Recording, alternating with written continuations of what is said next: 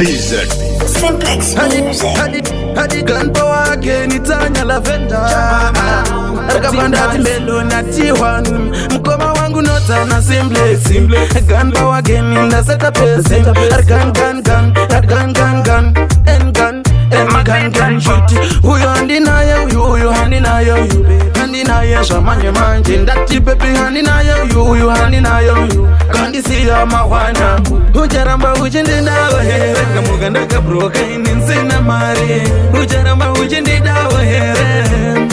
Ujindi ndawa here Ujaramba ujindi ndawa here Kamuganda kurwara inipenga njere Ujaramba ujindi ndawa here Wawona wakatuka wani wakabatana Ujaramba ujindi ndawa here mangwana Kamuganda kurwara shimwendo kundikana Ujaramba ujindi ndawa here mangwana Kamuganda kurwara shimwendo ziza pamba Mudi wazondisema wa here mangwana Auzondisia wa here mangwana Auzondirasha wa here mdiwa Auzondisema wa here mdiwa Ujaramba ujindi ndawa here Kamuganda kabroka ininsina mari Ujaramba ujindi ndawa here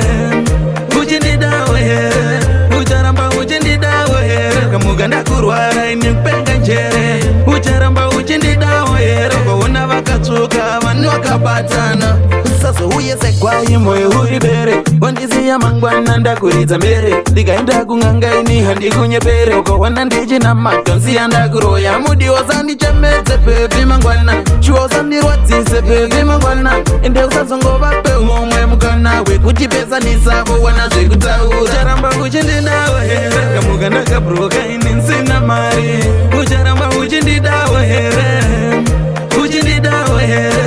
Ujaramba ujindi ndawa here Kamuganda kurwara inipenga njere Ujaramba ujindi ndawa here Wawona wakatuka wani wakabatana Chero tiri kupasa kumba kwa turucha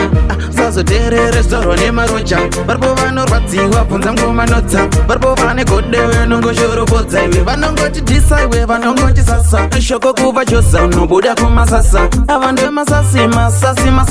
Endo sava terere avaveno prati Ujaramba ujindi ndawa here Kamuganda kabroka ininsina mari Ujaramba ujindi ndawa here Ujindi ndawa here